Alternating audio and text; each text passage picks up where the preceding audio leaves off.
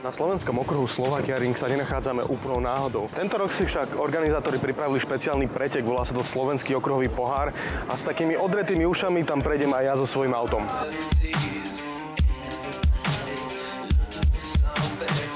Gusto štartuje s vozidlom Renault Megane R26, poháňa ho preplňovaný benzínový 2-liter s výkonom 169 kW, teda 230 koní a vzadu má bezpečnostný rám. Ten je povinnou podmienkou účasti na pretekoch Slovenského okruhového pohára.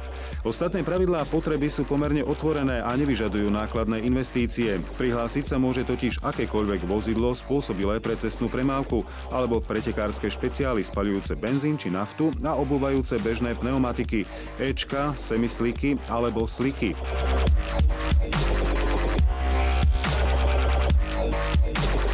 Na ďalšie podrobnosti sme sa spýtali jedného z organizátorov tohto podujatia. V podstate závody sú pre širokú verejnosť. Jedná sa hlavne o to, že celý seriál je zameraný hlavne na bezpečné jazdenie, čiže jedinou požiadavkou, ktorú máme, je bezpečné auto, čiže ochranný rám, sedačka, pásy, hasiaci prístroj.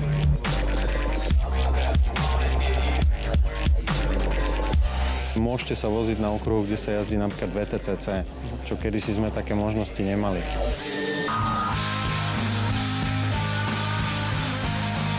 Seriál je nový, začíname teraz, veľa ľudí ešte nemá auta pripravené na sezónu, takže bereme to ako rozbehové podujatie a máme naplánované ďalšie 3, takže uvidíme počas roka.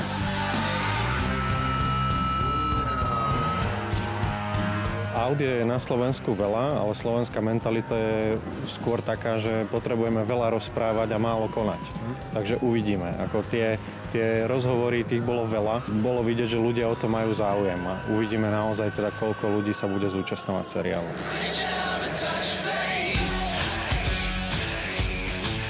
Ďalší pretek máme naplánovaný v Brne.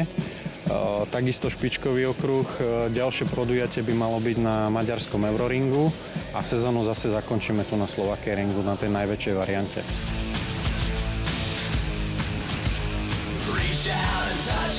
Po kvalifikácii, kde Gusto skončil s 3. najlepším časom, sa tváril pomerne beznádejne. No, toto moje dnešné umiestnenie nebolo veľkým prekvapením, aspoň pre mňa samého. Som tu v podstate jediný na úplne obyčajnom cestnom aute, aj keď mám takú malú klietku tam vzadu.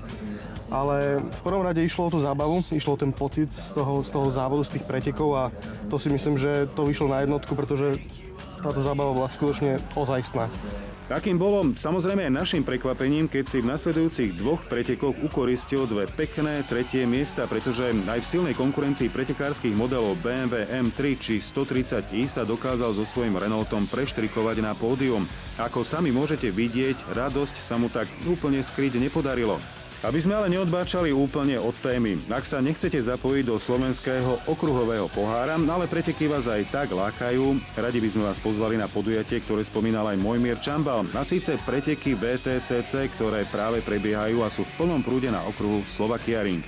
Sobotnejšiu časť programu ste už asi nestihli, ale kľúčová je aj tak nedeľa, tak sa poponáhľajte, aby ste to stihli.